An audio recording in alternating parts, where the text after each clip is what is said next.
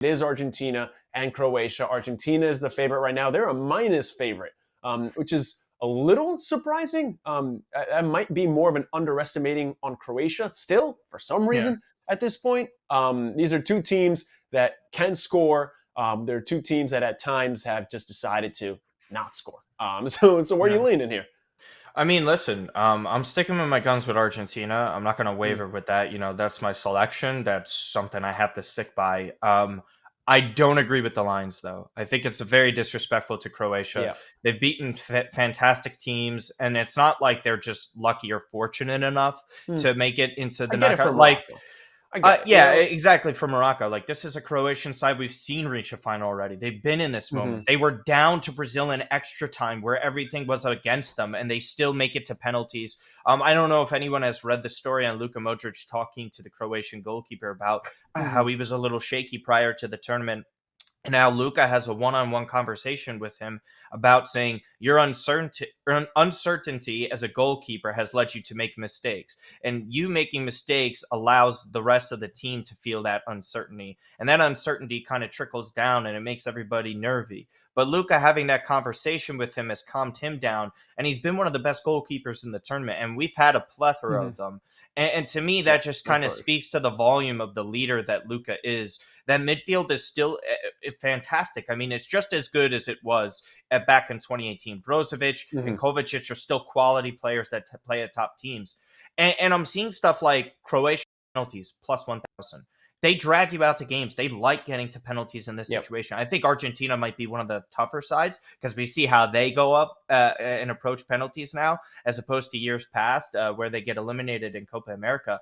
But I'm saying, like, anytime if you like Croatia in this, how do you not like almost any single method? We're talking about money line Hmm. within the 90 minutes. We're talking about plus 1,000 on penalties. There's extra time methods of victory. That's something to look at. But for me, sticking to my guns, it's Argentina to qualify at any point under 2.5 in regulations, around plus Hmm. 117. We see these teams grind out games. If we see a 1-1 or a 0-0 head into extra time, that does not surprise me. So if I Hmm. see Argentina qualifying for the next round, and again, if you want to switch it up depending on how you feel, I know that's not how you feel. I know you want Argentina all the way here. But again, I think it's just the combinations that you have to look at. And then Hmm. I don't foresee a lot of goal scoring. I do think Croatia have Yeah. advantage defensively in the midfield. I would say goalkeeper's just about even right now. But an Hmm. attack, I would lean towards Argentina. But this is going to be such a battle. The intensity that reaches late into these games and these matches is insurmountable.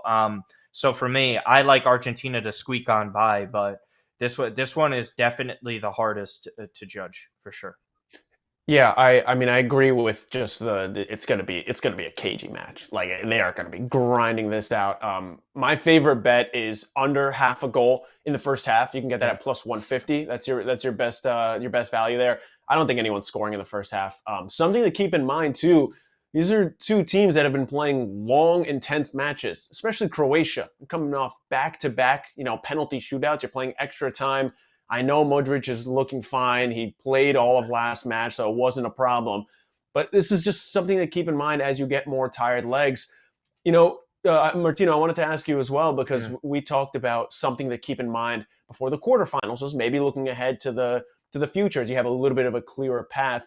Do you have any, advice specifically for this round? Because this is really the last time, unless you get sent off in the semis, that your yellow cards matter. And Croatia does have that advantage. You have Montiel and you have Acuna, who aren't going to be able to play for Argentina. Do you feel like that will sway anything? Because that's just a little less depth at that point. Listen, I would say anytime you don't have your main starter in there, it hurts you. But it's not like Acuna is something special. I don't, nor Mm-hmm. is Montiel. I think all the very integral and important Argentine players that are going to be playing in this match are there, and I think Mm-hmm. that's okay, and that's fine for that. Acuna, I think, offers more going forward than some of their options. It'll probably be Tagliafico to step in. Yeah. Not the greatest player in the world, and that's just certainly like Croatia's fullbacks are light years ahead of Argentina's, but Mm-hmm. you never know in these types of matches where we're seeing these teams go. I think it just bodes well for combinations and where you want to place Croatia. Like Croatia to win the World Cup, I mean, is plus 750. And again, if you want a rematch of last tournament, France in first and second in Croatia is plus 430. Hey, that's pretty damn good. last time I Yeah. checked, right? If we get that type of rematch, and I still think France would have the advantage in this, who knows? Mhm. I mean, that would just be absolutely devastating for a country like Croatia to lose all three of their World Cup Yeah. finals to France is just That's tough. devastating. I mean, not all three. Sorry, they lost in the semifinals to them in 1998, Mhm. but again, back to back. So again, So tough. narrative storytelling. But again, this one's it's so tough for me. It Mhm. really is because I'm conflicted with emotions and my actual pick prior to the tournament, and just seeing Yep. Croatia keeps on defying this logic. It's like, where do you think Mhm. this runs out? And at one point, I guess it has to again. Mhm. I don't know though. I mean, as far as Croatia goes, I think if you love them, you have your pick of the litter. Everything is on the table as far as futures, as far as single game plays go. If you love them, now's the time to just place everything and take everything everywhere. I think.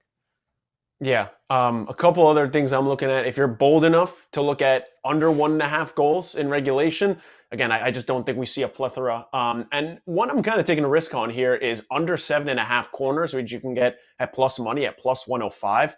And look, Croatia's hit this in 3 of 5 matches, but all of those have been ones they've kind of just either sat back or they've been in full control. And I think this is going to be such a tough match between the two of them that no one is really going to have a plethora of those corners. So I like under 7.5. It's a little risky. If you bump it up to under 8.5, you're already at minus 150. So obviously that is a huge jump there.